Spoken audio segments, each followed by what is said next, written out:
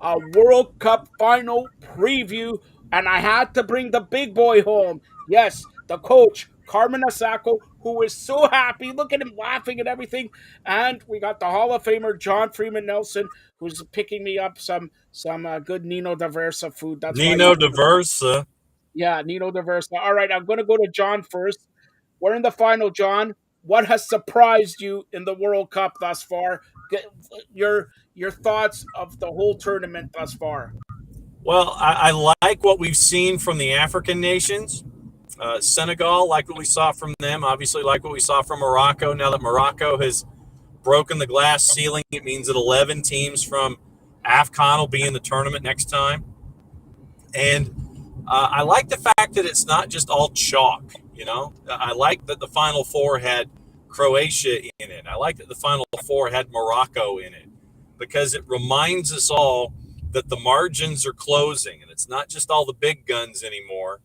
That it is, that it's Argentina and France, but it's also Morocco and Croatia. The balance of the big guns and the guys that can get hot in a tournament because you have a keeper like Livakovic for Croatia. When you have a keeper like Ibu Martinez, who is like one of the all-time Kings talkers of all time. I love that. And when you have from not that Bono, but when you have Bono from Morocco stand on his head, and I think he's saved like 1/3 of every penalty that he's ever faced, and that kind of stuff for me. And then Hugo Lloris, but that kind of stuff for me, that's what I've enjoyed about this particular tournament. That it's not all chalk, and you can get stars from different places. First of all, Bono's from Canada. All right, so that's number one. No, number two is we haven't had you all tournament, so we got to talk about the U.S. What did you think of U.S. and what changes will be for 2026 since they're one of the participants hosting the tournament? Changes per se, I've never been a multi-cycle guy, so if there's a change, it might be Berhalter. You're looking at second youngest roster in the tournament, and all that you're going to see is just these guys who are late teens, early 20s being mid 20s, late 20s. So I don't think you're going to see, you might see some additional personnel that you haven't seen that would be a part of that next wave for 2030 and beyond. But legitimately, it's if it's anything, it's the philosophy up top with Greg Berhalter. I think that your number one goal was to get out of group, and you got out of group, and so that that to me was big. And then if you're clinical with your chances, the way that the bracket opened up, I think that the Americans could have had a chance to make a run in their bracket, but they weren't clinical, still having issues at the striker position, and so it is what it is. But the biggest thing with this young roster, you got out of group. That to me was the biggest thing.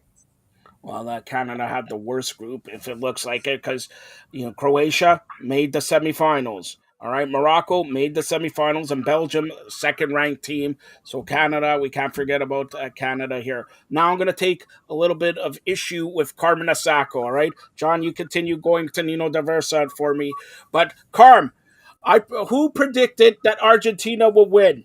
And you said what? You said I said 2-0. What did you say, Carm? I said, I think 3-1 Croatia. Can you repeat that again? I'm getting a little bit older here. Can you repeat that again? I think I said 3-1 Croatia, but I didn't predict the bogus PK. And I Yeah, didn't yeah, yeah, yeah, yeah. I heard it all. If Maple Leafs would have won, whatever, whatever. Again, the president of the provinces of Canada, right? You're wrong. All right. Secondly, what did you predict for the France game? I think I predicted 2-0 France. Yes, you were correct. Yeah, I see. I give you that one. But you predicted France and Croatia in the final, correct? France. Correct. All right. Now, I predicted Argentina, France. Can you give John and the millions listening and watching around the world what's the final of the World Cup? I'm not a conspiracy theorist, but everything seems to be pointing to Lionel Messi going out in this little fairy tale. But Yes, yeah, you're correct. Hold on. You're correct, since I'm the president of the provinces of Canada and elevated by Juan Antonio Samaranch, whoever that guy was. He said, you become he said, the mayor of North America. He called me the mayor of North America. So it is, and I have, John, I have a few juice boxes on Argentina winning it. I had it at the beginning of the tournament. All right. Will you be disappointed, Carm, if Lionel Messi wins it? no, I won't be disappointed. I'd be happy for him, and it'll have to be a hell of a performance from him. But I mean, again, all my logical thinking, all my pragmaticism points to France. Um, that's that. Okay, Argentina. hold on. All your thinking, all your mathematics, all your algebra points to France. All right, Messi, arguably one of the best players ever. Mbappe, like we mentioned last show, right now the best player in the world of football. So No, not right now. you said it 2 days ago. You said it. Probably the best, one of the top three players who ever played the game. But right now, I hate to say it, I still think Mbappe is the best. Right now, That's Mbappe. what I just said. That's what I just said, Carb. Listen, Yes. I know John's getting Nino Diversa, but take away the tacos from your ear. All right? Like, look, that's what I said. One of the greatest players ever versus the best player right now. All Oh, right? it's stealing That's my what I said. lines. John, that was mine. You can use it. You can use it, Johnny. All right, listen to me. Listen, John is busy right now. We're getting to John in a second. Carm, all right, Carm. Let's go pragmatical and theoretical and mathematical and all this. Your pick for the World Cup final: Argentina, France. France. Why? And the score. But John, And if you say I, I, nothing, you I, are postponed. I've got a 50% chance of being wrong, but I think that France is the better team. I think that they pick their moments very well. I think they manage their moments very well. And I don't think that the likes of Otamendi and Martinez can deal with.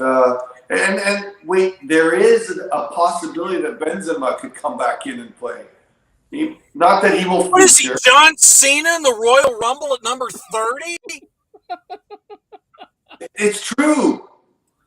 It's damn true. It is true that Benzema could come back, but you're saying France will capture the World Cup. What's the score? Uh, 3-1. Because Three, three, because one. All right. Now sit back, listen to the king and the Hall of Famer John Freeman Nelson of OSG Sports. John, go ahead. 2-1. I think I had Argentina and France also in the final. I know I had Great minds think Argentina. alike, Carm. Great minds think alike. I know I had Argentina because I had Argentina winning it. I'm going to go 2-1, and obviously I'm not going to change my mind now, but I think Argentina wins it 2-1. I think France can be had at the back. And I think what we've seen from Argentina is 10 guys that want to win it with Messi. And they, do you want to be known as one of the group that disappointed Lionel Messi in his last World Cup? I don't think so. But when you have you've got Alvarez, you've got Enzo Fernandez, you've got Lionel Messi. I think the firepower is there. I think that France can be exposed defensively at the back, and I'm going to stick with my original pick and go with Argentina winning the World Cup. Nino Diversa or no, Argentina wins the World Cup. I'm sticking with it. Who wins the best player and Golden Boot and everything like that? Is it Messi? Argentina wins. He's right now in the lead. So go ahead. I'll say Messi gets 2 assists. I think Alvarez gets a goal, and I think Enzo Fernandez gets a goal. Okay, I'll go back to you in just a sec, John. Here, Carm. Now we're at the final, and for that matter, let's go to the third place game here. Croatia and Morocco. Who do you got in the third place game? Croatia. And what's the score? 3-2. Okay, John, go ahead. Uh, I'll go Morocco 1-0 because I think that Morocco plays their starters. They want to finish the tournament with the highest possible outcome, and so I'll say that Morocco gets the one goal on the board. I think it goes to the extra 30. So it'll go 120 minutes. I think Morocco gets the Duke. I think they finish third. And somebody who's going to be very, very rich very, very soon is going to be Sofiane Amrabat for what he's been doing in this tournament defensively for the Atlas Lions. So, John, let me ask you this. What can they take from this World Cup to implement it to Canada, America, and Mexico next in 4 years? Well, Mexico, I think, has more problems than Canada or the United States. I mean, first off, they need a manager. Then they're caught in the betweens, kind of like what we've seen with the U.S. women's national team. You have an aging roster, and you're trying to figure out how to replace that group and still keep and bring younger players along. But it seems like El Tri are afraid to bring younger players up, and they want to ride with all of the older talent, and they ain't scoring any goals, and they're losing, and it's pretty bad. And that's the biggest thing for me is I think Mexico has more problems than anything else, and it's philosophical first and foremost. You've got an aging roster. What are you going to do for 2026 when they're even more aging? What are you going to do after that? So I think that Mexico is in worse shape than Canada is, and I think that they're in worse shape than the United States are. So I think Canada and the United States. I think the biggest question is on the bench. The talent pool is there. For Mexico, it's the bench and the talent pool and the birth certificates.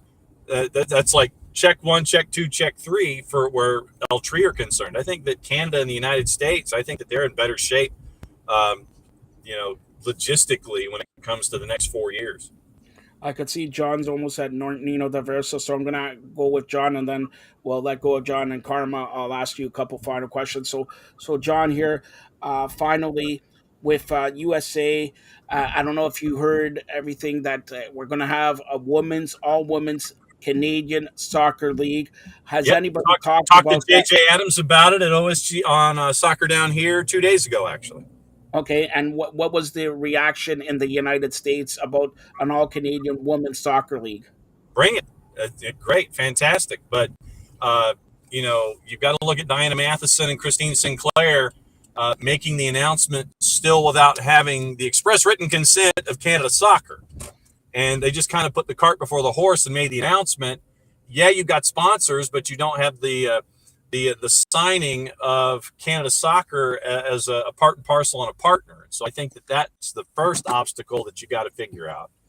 Yeah, it's great that Vancouver is a part of it, and I think they've got 2 franchises online. But the biggest thing is you got to get Canada Soccer in line with it, or it's just going to be sitting there and it's a great idea, but there's no one behind it, and that's the biggest issue for all of it is making sure that you have financial backing, which is great, getting CIBC and another big sponsor, that's big out of the blocks. But at the second time, Canada Soccer has to sign off on it, and they've got to give the good old-fashioned okey doke, and that's something that's got to get worked on. All right, Carm, do you have any questions to ask the Hall of Famer? Where do you learn how to drive? Get his license. High school.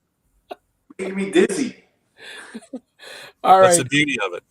So, John, tell everybody how they could get a hold of you. We'll get you back on Monday to talk about the final, but go ahead. Thanks a lot for this. And Carm, do you want anything from Nino Diverso? John's picking it up. Yeah, really. Easiest ways on the Twitters, it's Soccer Down Here app available iOS and Android. Me on the Twitters at OSG Nelson. Catch up, boys, after it's all done. Good to talk to you.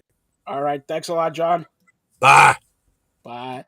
All right. That's John Freeman Nelson, the Hall of Famer, OSG Sports. Now we're going to finalize here, Carm, we talked about the ladies soccer, the ladies league, and all that.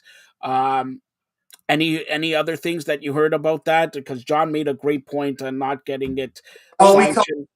we talked about that when it was announced. We talked about the kind of premature announcement without consent of CSA, but I think this was a a strategic maneuver by Christine and by Diana, like because of all the media they got and all the positive media they got. I mean, they're just basically putting the onus on CSA to say, if you don't do this, imagine the negative reaction that will have. So I thought it was a strategic move by Diana and Christine. And you know what? There's a lot behind the scenes that we don't know about. We talked about Bria Carr Harris and her kind of being elected as the one to oversee women's professional soccer and to put a viability plan in place. And I think she's still the right person. And I just wish that her and Diana and Christine could come to a harmonious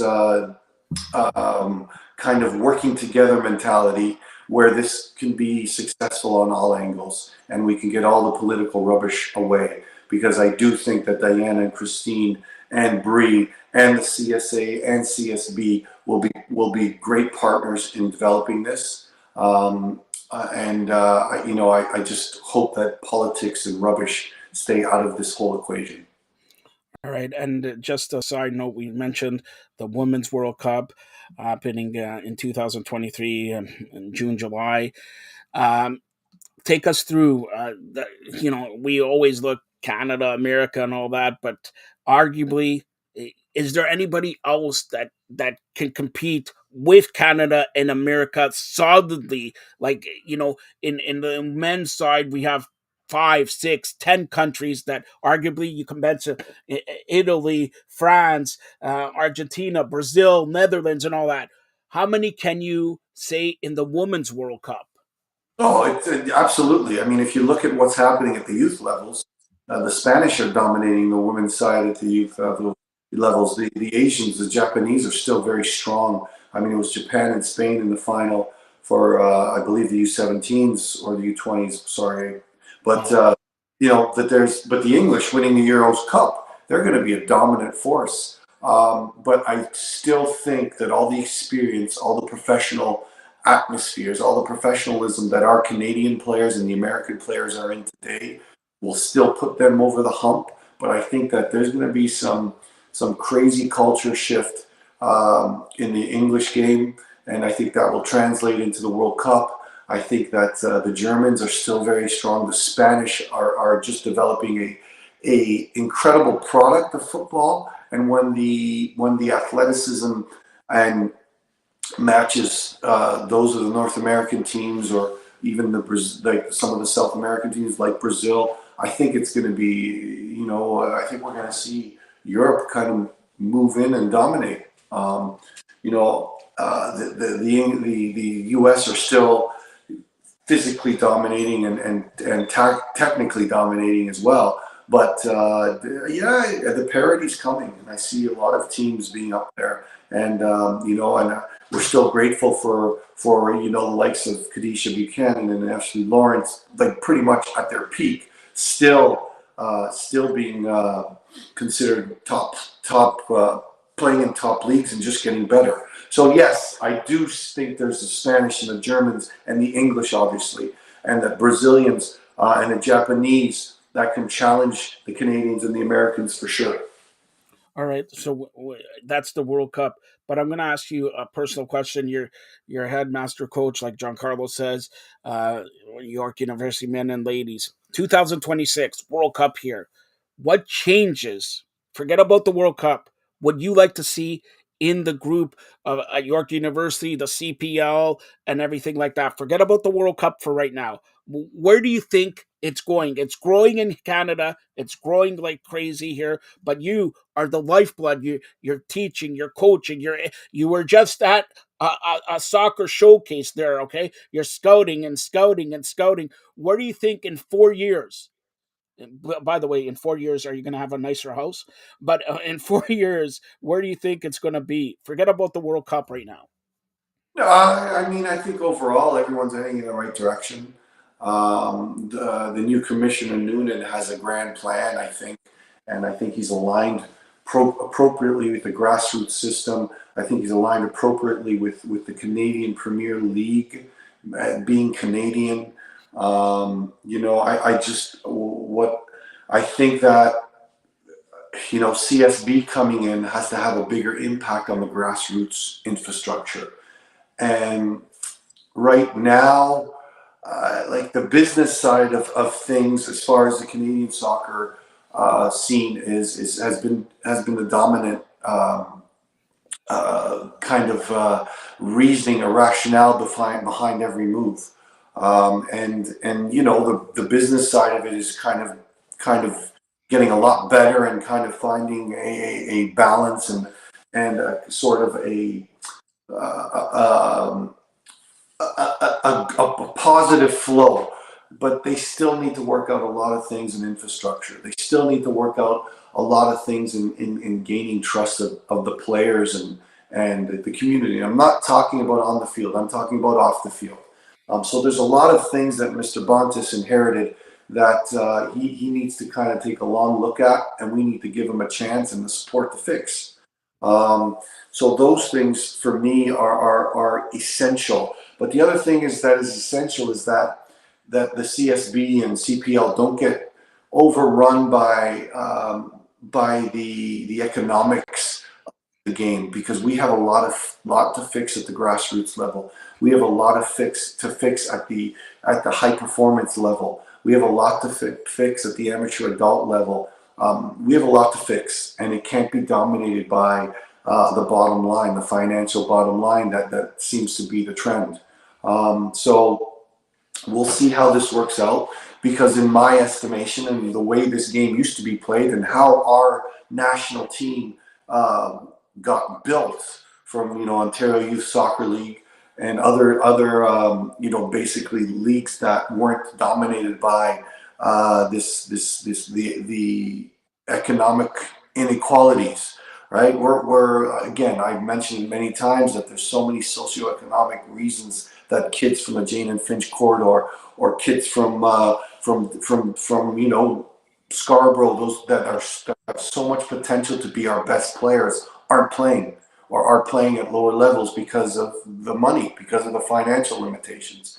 Can we make this sport into a middle upper class sport? Absolutely. Is it the right thing to do? Absolutely not. And you look at the stories of Tejan and Alfonso Davies and Mark Anthony and Laria, all those kids came from inner city type programs where they didn't have a lot of resources, financial resources. But so I think that we can't close our door to this, and a lot of the infrastructure that exists now, I mean, it's costing kids anywhere from $5,000 to $7,000 to play, $5,000 to $7,000 to play soccer for not even a full year. So these are the things that we need to look at. This is and it is called Canadian Soccer Business that took over pretty much, that's supporting the CSA right now. So I will not be put the blinds over my eyes. I understand what that point is I understand that they have to make it economically feasible. But in doing so, we have to realize what got us to this World Cup. Kids that came from the Scarborough inner city areas, Kamal Millers, kids that couldn't afford it, and kids that were supported appropriately. So let's look at that. Let's look at the conceptual whole, and it's going to start with a proper relationship. Number one, between CSA and the Women's League, and now the Canadian Premier League, right? Establishing their stability, but now delving into the grassroots system and making it right. CPL, CSB need to have that structure that's right, and they can't be afraid of words like competition. They can't be afraid of words like elite, because they can't be afraid of words like that, because we need to have those proper levels of the game where all the kids can play, and all the kids can compete. But all the kids need to be at playing at their own level as well. And you know, by 15, 16, 17, there will be a separation of players, and it's not to say that players can't get to that. We'll call it elite for now, even though that word is passé. We need to have those levels to look up to. All right. So, a couple final questions with the coach Carmen Osako here. You talk about the CPL. Okay, 4 years from now, where are teams going to be? How many more teams are there in the CPL, and where would you put them? Well, I mean, obviously, the most important spot is Quebec, Montreal area. Even if it is Quebec, like there's great soccer. You mean in Laval, and there's great soccer. Sorry, in Quebec, Quebec City are great spots for this. Obviously, that area needs to be addressed. Obviously, we need some more teams in the GTA. We do need, you know, a team in Mississauga would be, or that area would be fantastic. You know, we don't know York United where they want to move or what they're doing. There's all kinds of still lots of stuff back and forth about them going to Woodbine to build that stadium and playing out of Woodbine. Could Toronto hold two teams with Toronto? Absolutely. Are there areas in the east? Are there areas in Kingston? We know that Windsor got granted you know, the old Commissioner Callahan has been granted the rights to the Windsor project, which has a lot of great people in that area. So there's a lot of soccer communities. You know, even further east, like Peterborough came into League One with some incredible owners, and you know, Julian de Guzman has that professional mentality and that professional growth, and you know, he's had the courage to put his money where his mouth is, and is investing in that League One organization, and hopefully he can grow it. Hopefully they have a CPL organization in the coming years as well in Peterborough, or sorry, or Simcoe County. There's so many markets that are so good, so like Kingston and all these markets that are so strong in the soccer community, that there's like endless opportunities. But the one thing I'm 1,000 am on board with is the patience of what CPL has done. The leadership of their ownership is fantastic. A lot has to do with Bob Young and Scott Mitchell, who have put a great group together, a solid group together. You know, within the first 4 years, it was going to be the toughest time. We added franchises, and you know, in Ottawa and Vancouver, Langley, and we did lose Edmonton, which is terrible because it's a fantastic soccer market.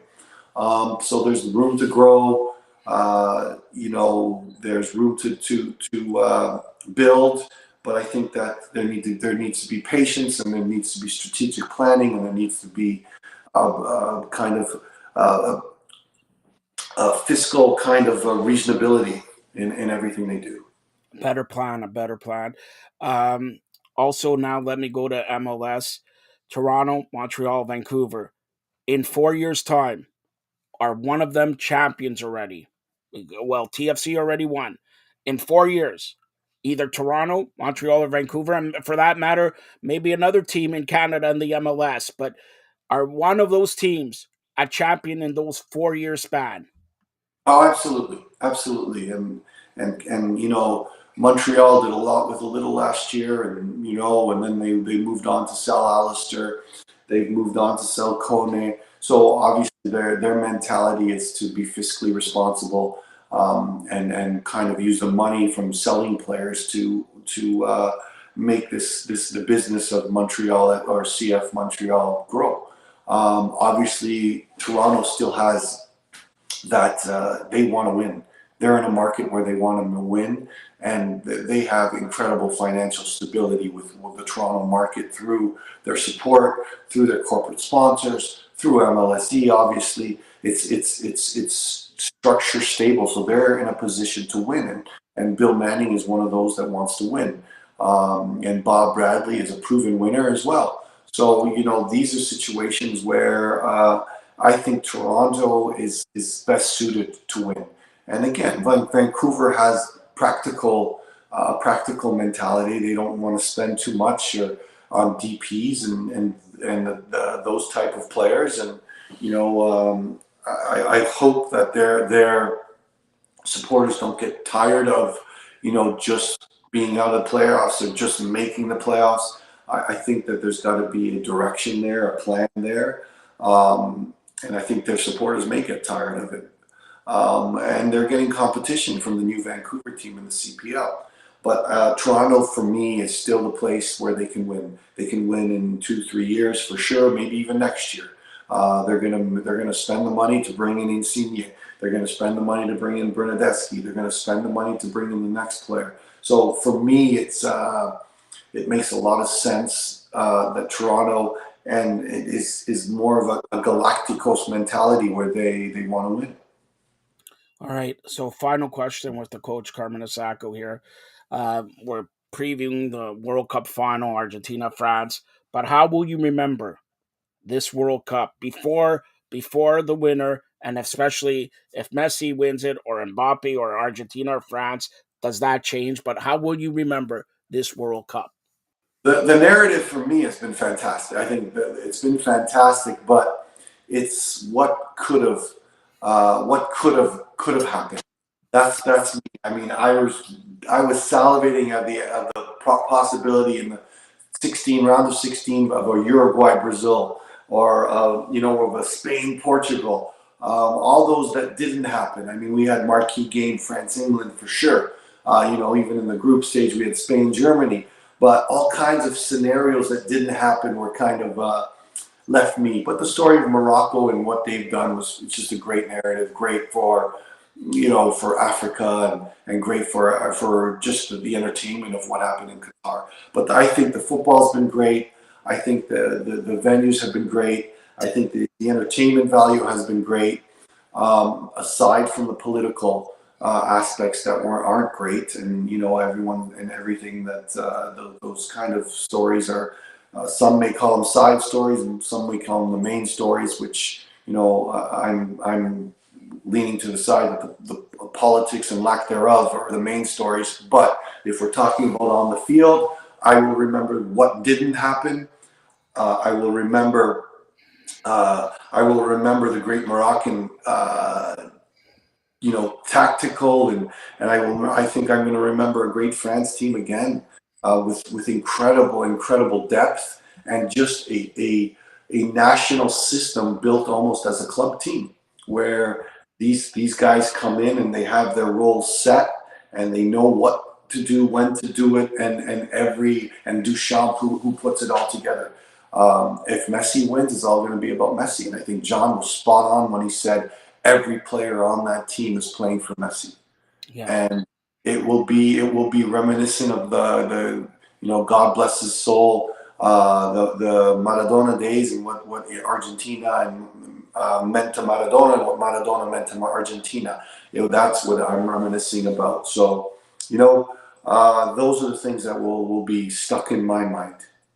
First of all, And Canada, sorry. that's what I want to say. I can't believe you did Uh, not mention, oh, Canada playing at the World Cup for the first time. You were crying. I know you were crying like a baby the first. He cries when he loses 649. All right. So, look, Canada looking, and honestly, I think we're all Canadians here. I know Spanish, Italian, all the, past and all that, but watching the Canadian national anthem in the grandest stage, if that doesn't touch you, I don't know what will. Go ahead.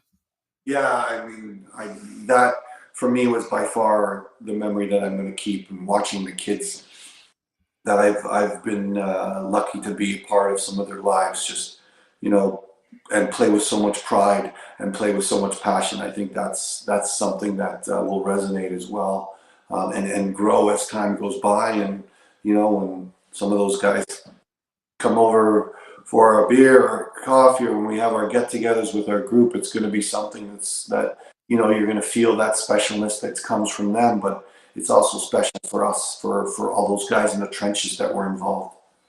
You know what's special? And I'm going to say this one time, sit back, because I know you never take credit. this is the one of the best coaches in Canadian. Forget about sports. Forget about soccer. In sports in Canada. Stop, Carmen. I'm going to say this enough. I hear it enough from you and all that. One of the best coaches in Canada for sports, be it soccer, be it anything. Yeah, every day, each and every day throughout the World Cup, we've done updates here. Never once, he says, never once, he said, Joe, I don't have time. He has always, and for that matter, John and John Carlo and all that, but this guy's the coach. He coaches the future and still talks about it and still has the passion. And the greatest thing about him, you see him analyze it. You talk about the juice boxes, but he is even a better person. And that's what soccer and life is all about. We look at it's the holiday season. We look at the Twitch, the guy from Ellen DeGeneres show. You never know what people are dealing with. Okay, and he committed suicide and all that, but not once has he said, Joe, we cannot talk about this. Let's talk about this. He's the coach of the ladies and men soccer. He builds the future. And not many people said this, and I say it all the time, and he's too modest to take it. But Carmen Asako, should be given an award or something because he builds the future of and he's going to build the So, future for the so 2026. The players who are you going to see here at BMO Field in Los Angeles, at SoFi Stadium in Mexico, and all that. He has a hand in the players that are going to be there. Bank on it. Carmen, anything else you want to say? Nothing, just congratulations to all those CPL players, U Sport players, sorry, that got drafted. You know, hopefully the likes of Chris Campoli get a fair chance to be, because I think he could be a very good star in this league. And Milo Jurcic from York University, congratulations to him. So many, Amir from Toronto Metropolitan University, so many, good players from the area. Anthony White from University of Toronto.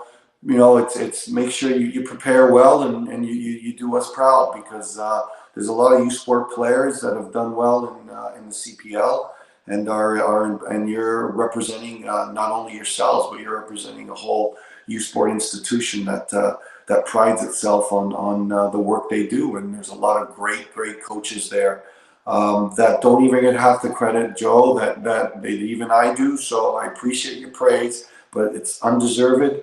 And there's No, a it's lot of very deserved. Look, I guys. know you're very modest. Hold on, Carm. We have. I don't want to ask this question. It's from your buddy. A great way to close it out. It's from your buddy. Marty Roberts, who's going to follow here. He wants to know, and this is actually a very good question, but I know your answer already. But I'm still going to ask it. If Messi wins, is he better than Maradona? He won the title. He has scoring. He has. Is he goes down the record books as better than Maradona? Go ahead. No, he's in the same. If you ask Messi, would you be in the same company as Maradona? I think that would be the best answer. Better than matter. He would be godlike in Argentina. He already is godlike in Argentina. And you know what the best thing about Messi is he showed a side that was very composed but very passionate, and Maradona was all about that. And Messi has shown a side of passion, a side where he supported Riquelme against Van Gaal in his celebrations. That side of Messi was never something that he saw, but he's not afraid to put it out there. Now he's putting it out there, and if you ask Messi who the best player in the world was, or who the best player ever was, he himself would say Maradona. But being in the same light as a Maradona, it would be just something to pride yourself in. All right, and that's Carmen Osako. Thank you to the Hall of Famer, OSG Sports owned John Freeman Nelson and Giancarlo Lino. Hopefully, we'll be back Sunday or Monday to discuss the World Cup final. But again, I want to personally thank Carmen Osako each and every day. He came on here and we sent up the times and all that. He never says no. This guy he's so modest, one of the best people in the world, in soccer, in the sports media. And we're going to ask you one other thing. You're getting famous here. with your juice boxes. All right. You like the Miami Dolphins. All right. Shame on you. You like the Miami Dolphins. This Saturday at 8:15 p.m., they play the Buffalo Bills in Orchard Park, New York, Highmark Stadium. It's a blizzard. It's going to be a blizzard in Buffalo. I like Buffalo. Do you want to make some bet here? I pick Buffalo. You pick Miami. You want to make a bet? Absolutely. I used to play What should we bet? What should we I bet? played Buffalo Blizzard, by the way. Uh, sorry. I'm not touching that. I know. Listen. Marty Roberts told me you're a wine connoisseur. Is that No, true? no, I wish I was, but I'm not. My palate is a Guinness, and that's it. No, So you're Italian. You're a wine connoisseur. Come on. A Guinness. Come on. You're Italian. All right. Listen. Here it is. Here's the bet. I say Buffalo wins. You go with I, Miami. If I I win, I get 2 of your checks. 2 of them. okay. If you win, I'll go cut your hair. Look at my hair. See, nice. I'll go cut your hair for a month for free. Sounds good. All right. So, by the way, show me your check after the show. All right. That's Carmen Asako. Don't need to get him on social media. But again, Carmen, you say France, right? I say France. I mean, again, the story of Messi and the Cinderella, I would love to see, but I see. Argentina va ganar 2-0. 2-0. Argentina. Okay. Say I'll say, something. That's right. Say something in Spanish. Come on. oh, I can't because it'll be cut from the show because I All don't. right. For Carmen Asako and John Nelson, you've been watching the Soccer Show. Stay tuned for more great programming. Thanks a lot.